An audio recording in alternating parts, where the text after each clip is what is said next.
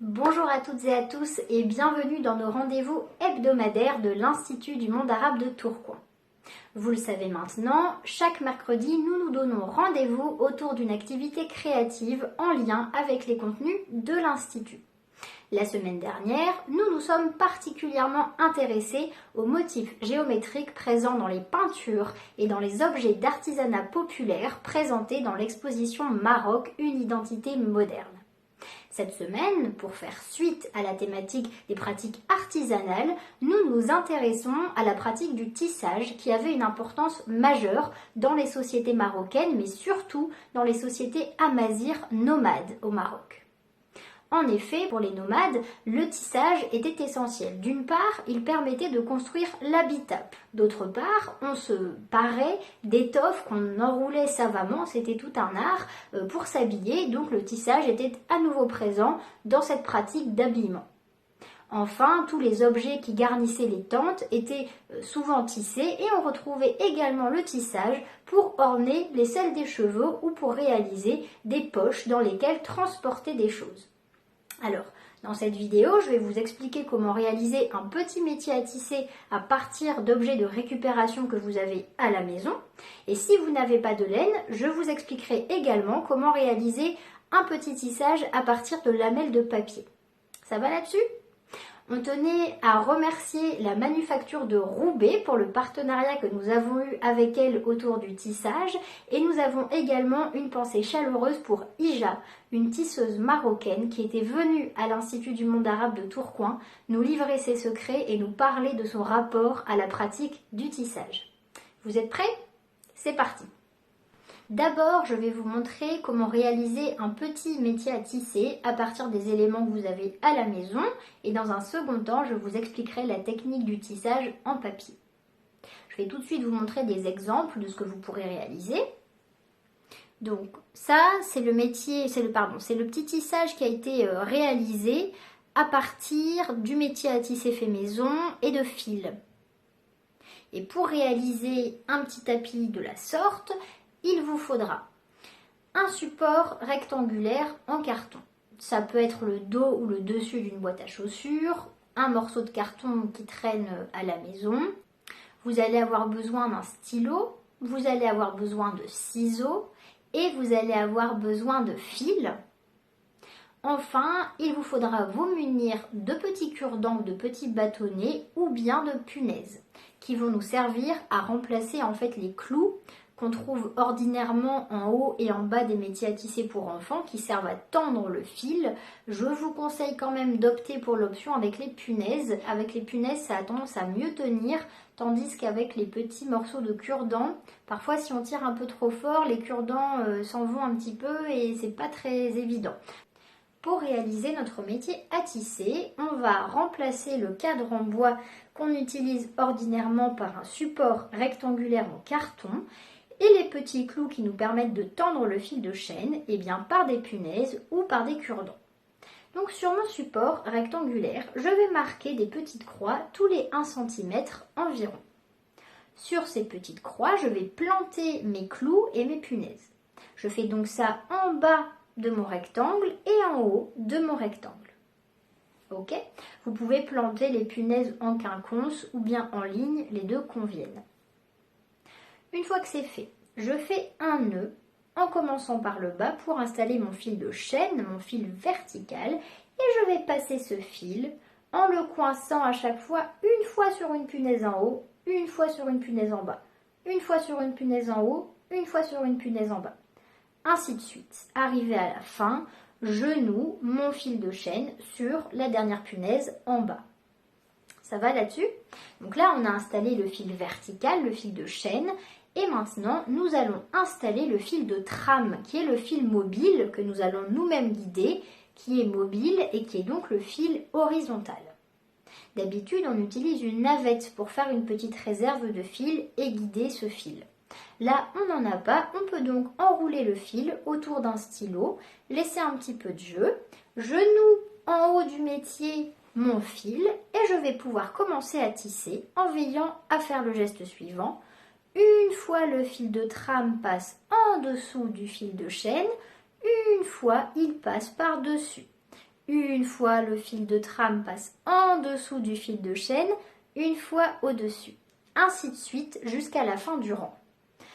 Arrivé en bout de rang, il va falloir commencer le rang suivant à l'inverse. C'est-à-dire que si, à la fin de mon rang 1 par exemple, le fil de trame sort en dessous du fil de chaîne, je vais devoir commencer mon rang 2 en faisant passer le fil de trame, le fil mobile, au-dessus du fil de chaîne. Ça va donc former une boucle autour de ce fameux fil de chaîne situé à l'extrémité du travail. C'est ce qui va permettre en fait à l'ouvrage de tenir et c'est ce qui va nous éviter de faire un rang, défaire le même rang, faire un rang, défaire le même rang. Ça va là-dessus? Super. Je vous explique désormais la technique pour réaliser un rang de franges ou bien la technique des poils noués. Donc, les franges, c'est ce que vous voyez ici. Et les poils noués, la technique de poils noués, c'est ce que vous voyez là. Si j'avais continué cette technique jusqu'en bas de mon ouvrage, ça aurait formé un mini tapis, un peu du style des tapis très duveteux qu'on peut voir parfois. Et il faut savoir que ces tapis aux poils noués demandaient en fait beaucoup plus de laine et donc étaient considérés comme bien plus précieux au Maroc que ces tapis réalisés par un simple tissage. D'accord ? Donc dans les deux cas, pour le rang de franges ou pour réaliser la technique aux poils noués, vous allez avoir besoin de découper des poils de la même longueur. Donc pour les franges, on utilise des plus grands poils et pour les poils noués, des plus petits poils. Et en fait, ce qui va se passer, c'est qu'on va les nouer un par un sur les fils de chaîne.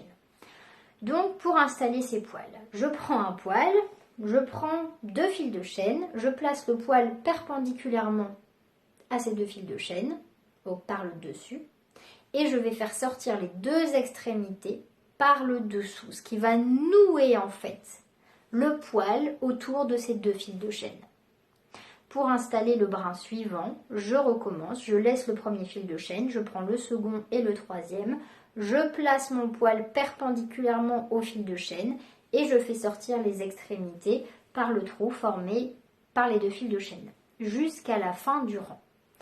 Donc ça, par exemple, si je fais juste une rangée, ça peut être un rang de franges. Et il est nécessaire, une fois qu'on a fait ce rang, de faire un ou deux rangs en faisant dessus-dessous, ce qui va nous permettre de maintenir ces poils en place. Pour la technique des poils noués, cette technique, elle est aussi plus précise, c'est-à-dire qu'elle permet de faire de jolis dessins.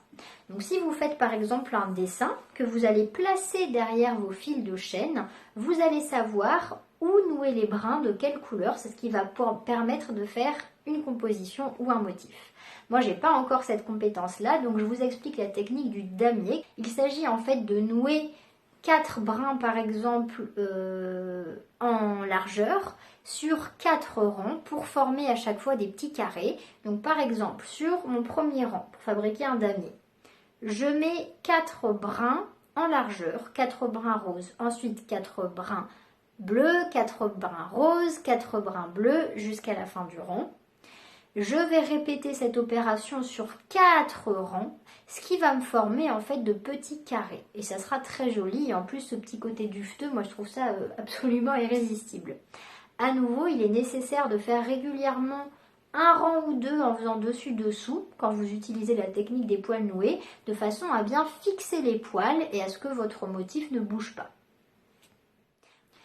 Une fois que vous aurez alterné ces différentes techniques jusqu'à réaliser le tapis qui vous plaît, il va falloir fixer les poils du bas, donc en fin de réalisation, quand j'ai obtenu la taille de tissage qui me convient. Je vais dénouer les boucles du bas une par une.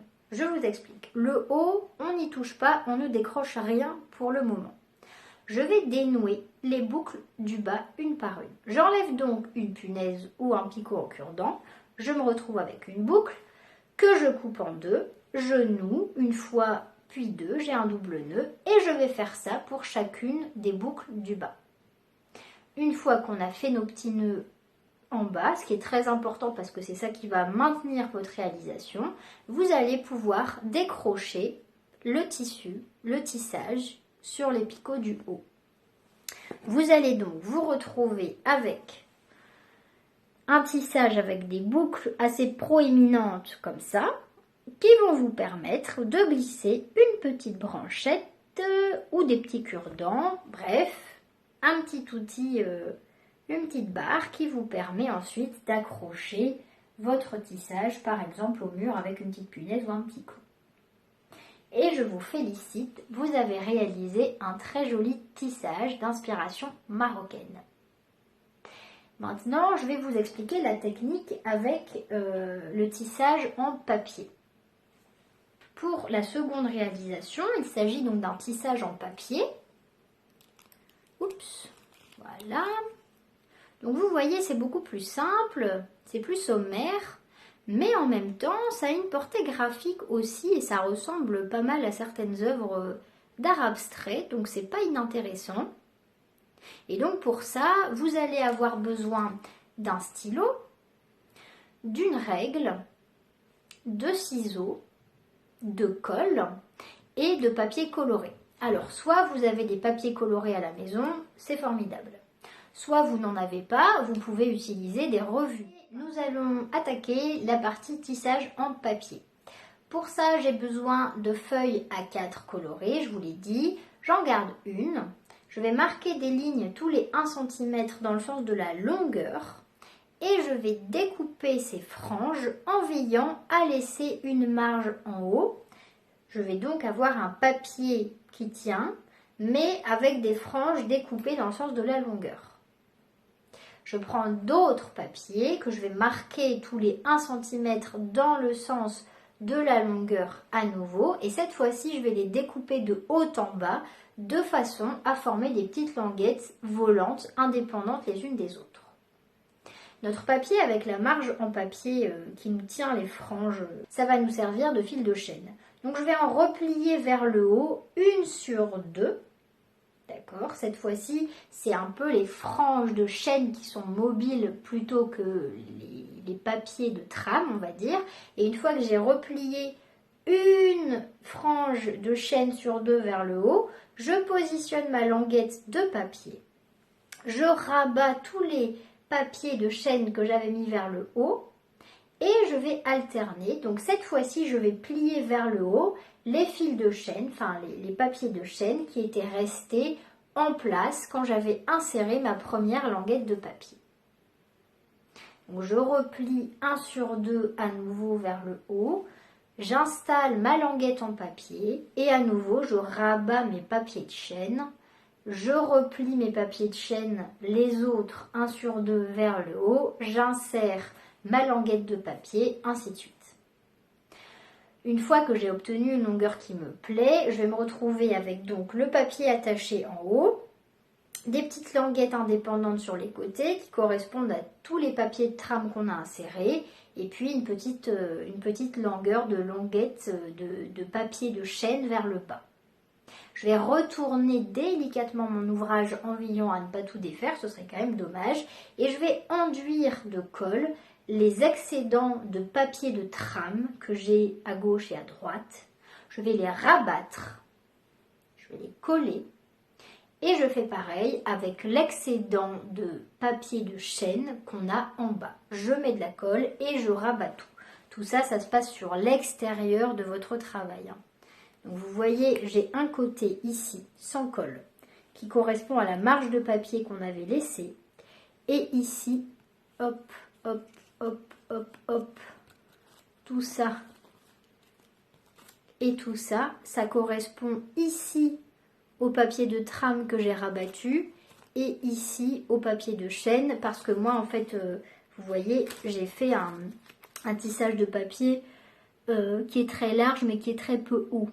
D'accord, vous ne laissez pas induire en erreur, la forme elle n'était pas comme ça à la base, elle était plutôt comme ça. Bravo! Je vous félicite d'avoir réalisé un très joli tissage d'inspiration marocaine en laine ou bien un très joli tissage plutôt d'inspiration graphique à partir de lamelles de papier. J'espère que cette activité vous a plu, que vous avez passé un agréable moment. N'oubliez pas de nous partager des photos de vos réalisations, ça nous fait très très plaisir. On vous dressera la liste juste ici des différents réseaux sur lesquels vous pouvez partager ou aimer cette vidéo. Moi, je vous donne rendez-vous mercredi prochain pour une activité autour du peintre Mohamed Melehi qui faisait partie donc des peintres de l'école de Casablanca. L'activité va s'intituler Peindre avec Melehi. En attendant, restez bien à l'écoute. Vous savez que presque chaque jour de la semaine, des contenus sont publiés sur la page de l'Institut du monde arabe de Tourcoing pour vous accompagner au mieux en ce moment. On pense bien à vous, prenez soin de vous et moi je vous dis à la semaine prochaine. Salut, salut!